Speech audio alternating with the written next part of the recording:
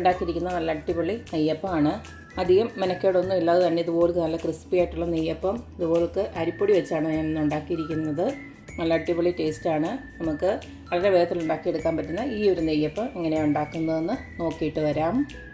നമ്മുടെ ഇൻസ്റ്റൻ്റ് ആയിട്ടുള്ള നെയ്യപ്പം ഉണ്ടാക്കാനായിട്ട് ഞാൻ വറുത്ത അരിപ്പൊടി ഇതേലെ 1 കപ്പ് ഞാൻ ഈ ബൗളിലോട്ടൊന്ന് ഇട്ട് കൊടുക്കുകയാണ്. അതുപോലെ തന്നെ 1/2 കപ്പ് മൈദയോട് ഇട്ട് കൊടുക്കുകയാണ്. അടുത്തതിലേക്ക് ഒരു പൊടിക്ക് ഉപ്പിട്ട് കൊടുക്കുന്നുണ്ട്, ഒരു 1/4 ടീസ്പൂണോളം ഉപ്പ്.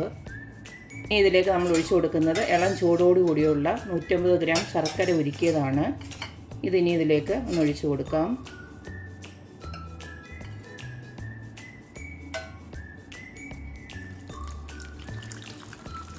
കുറേശ്ശെ ഒഴിച്ചു കൊടുത്തൊന്ന് ഇളക്കിയതിന് ശേഷം ബാക്കിയോട് ഒഴിച്ചു കൊടുക്കാം.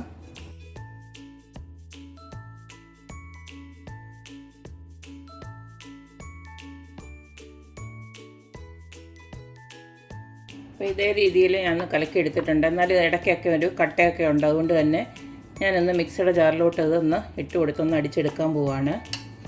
നിങ്ങൾക്കല്ലാതെ തന്നെ നല്ലതായിട്ട് കലക്കി എടുക്കാൻ പറ്റുന്നെങ്കിൽ അങ്ങനെ തന്നെ ആക്കിയാൽ മതി. അപ്പോൾ കട്ടയൊന്നും ഇല്ലാതെ ഇതുപോലൊന്ന് അടിച്ചെടുത്തിട്ടുണ്ട്. അടുത്ത ഇനി ഇതിലേക്ക് നമുക്ക് ഒരു 2 ടേബിൾ സ്പൂണ് റവയോട് ആഡ് ചെയ്ത് കൊടുക്കണം. ഇതിലേക്ക് ഇട്ട് കൊടുക്കുന്നത് സോഡാപ്പൊടിയാണ്, ഒരു പൊടിക്ക് മതി. ഇനി ഇതിലേക്ക് ഇട്ട് കൊടുക്കുന്നത് ചെറിയ ജീരകമാണ്. അതിൻ്റെ മണം ഇഷ്ടമാണെങ്കിൽ മാത്രം ഇട്ട് കൊടുക്കുക. ഞാനിപ്പോൾ 2 സ്പൂൺ ഇട്ട് കൊടുക്കുകയാണ്. ഇനി ഇട്ട് കൊടുക്കുന്നത് നമ്മുടെ ഏലക്കാപ്പൊടിയാണ്. അതും ഈ പറഞ്ഞ പോലെ നിങ്ങൾക്ക് ആ മണം ഇഷ്ടമാണെങ്കിൽ മാത്രം കുറച്ചിട്ട് കൊടുക്കുക.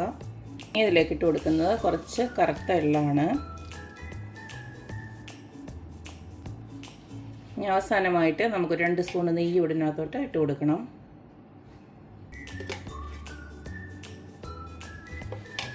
ഇതെല്ലാം കൂടെ നന്നായിട്ടൊന്ന് ഇളക്കണം. ഇതിൻ്റെ കൺസിസ്റ്റൻസി എന്ന് പറയുമ്പോൾ നമ്മുടെ ഒരു ഇഡ്ഡലി മാവിൻ്റെയൊക്കെ ഒരു കൺസിസ്റ്റൻസിയിൽ വേണം ഇത് ആക്കിയെടുക്കാൻ. അല്ലെങ്കിൽ ചിലപ്പോൾ നമ്മൾ എണ്ണയ്ക്കകത്തോട്ട് ഒഴിക്കുന്നുണ്ടെങ്കിൽ അതങ്ങ് പൊട്ടി അങ്ങ് പോവും. ഇതിനെ റെസ്റ്റ് ചെയ്യാനൊന്നും വെക്കണ്ട. നമ്മൾ ഇൻസ്റ്റൻ്റായിട്ട് ഉണ്ടാക്കുന്നതുകൊണ്ടാണ് നമ്മൾ സോഡാപ്പൊടി ചേർത്തത്. ഇനി നമുക്ക് എണ്ണ ചൂടാക്കിയത് ഓരോന്നായിട്ട് ചുട്ടെടുക്കാം. നെയ്യപ്പം ഉണ്ടാക്കാനായിട്ട് ചീനിച്ചട്ടിയിലോട്ട് ഞാൻ എണ്ണ ചൂടാക്കാനിട്ടിട്ടുണ്ട്. സൺഫ്ലവർ ഓയിലാണ് ഒഴിച്ചു കൊടുത്തേക്കുന്നത്. വേണമെങ്കിൽ വെളിച്ചെണ്ണ വേണമെങ്കിലും ഉപയോഗിക്കാം. നമുക്ക് നമ്മുടെ മാവ് കുറേശ്ശെ അങ്ങോട്ട് ഒഴിച്ചു കൊടുക്കാം.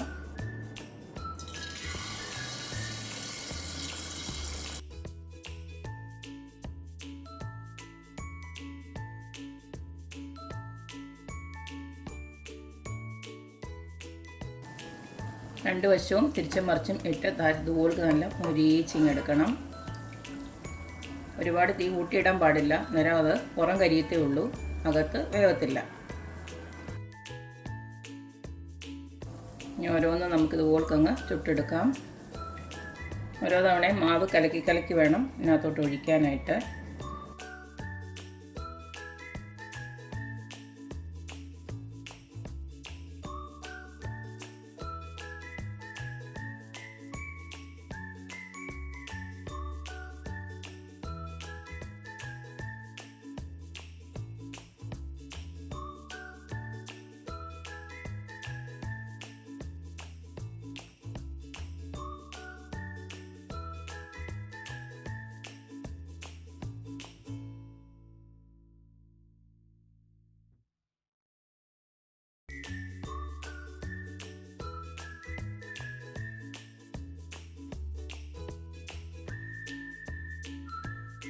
അപ്പോൾ ഇത്രയേ ഉള്ളൂ നമ്മുടെ അരിപ്പൊടി വെച്ചിട്ടുള്ള നെയ്യപ്പം.